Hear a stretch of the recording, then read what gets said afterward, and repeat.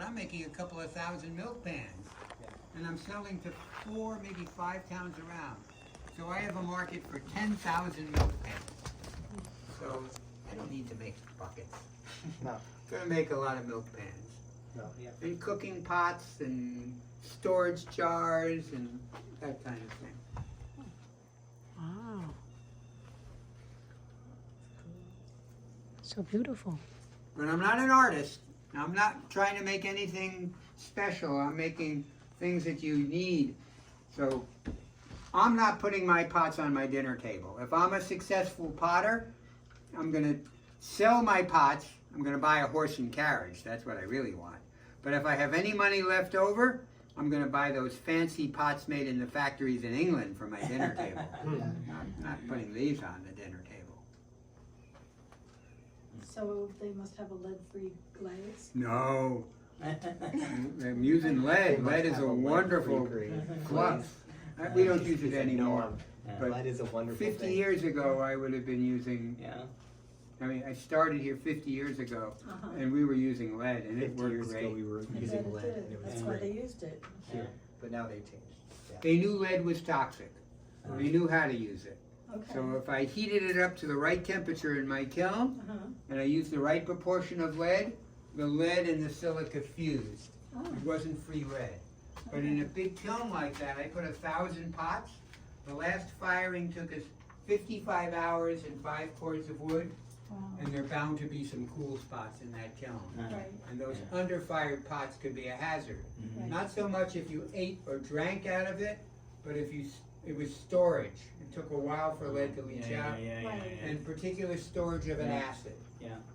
So Vinegar. I didn't say acid and base back then, but the advice books of the time would say if you don't know how it was fired, don't pickle in it, don't store vinegar in it, and they made a very accurate list. Interesting.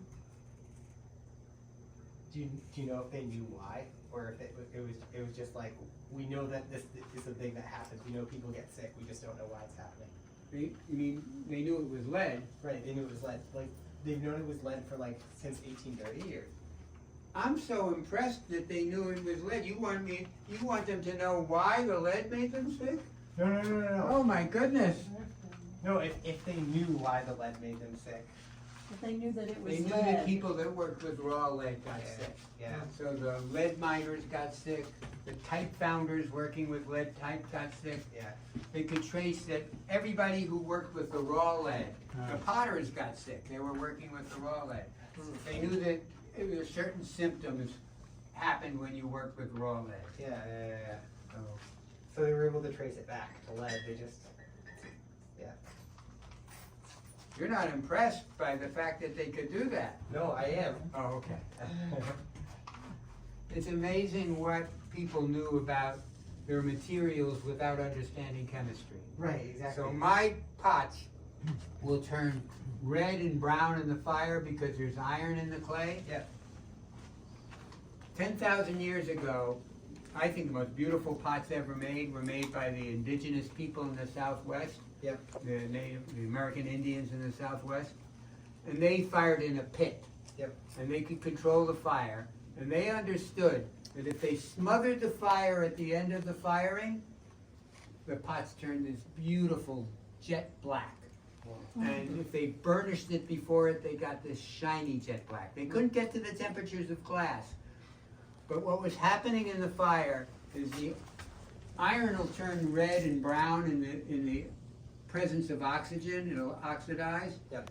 If you deprive the fire of oxygen, the fire will grab it from wherever it can get it. I know it's not grabbing it, it's a chemical reaction. Yeah. If it takes it from the iron oxide, it actually turns it black. So without knowing the chemistry of it, they knew their materials. Yeah. And I think it would be fascinating if somebody from that tradition would speak to a chemist. The chemist understands that, okay, it's the iron oxide being deprived and reducing the number of oxygen atoms per molecule. Sure. The indigenous person firing his pots knows what his materials do.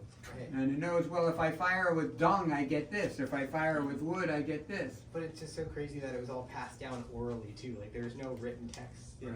Like just orally in traditions from like person to person. Another chemical thing that they did, which absolutely blows my mind, is with the white clays. Yeah. The white clays didn't have iron in it, so Yeah. you didn't have to add the glaze. Yeah. You could heat up the white clays. It's an aluminum silicate, just like sand. You could heat up the white clay so high it would form glass. If you heat up my clay so high, the iron melts. I do get glass eventually, but I get a puddle of glass. With the white clays, you could heat it up to the temperatures at which glass would form without adding a glaze, so it would be non-porous. In order to get that whole kiln to turn all the pots to glass at once, they threw salt in the kiln, and the salt was a flux.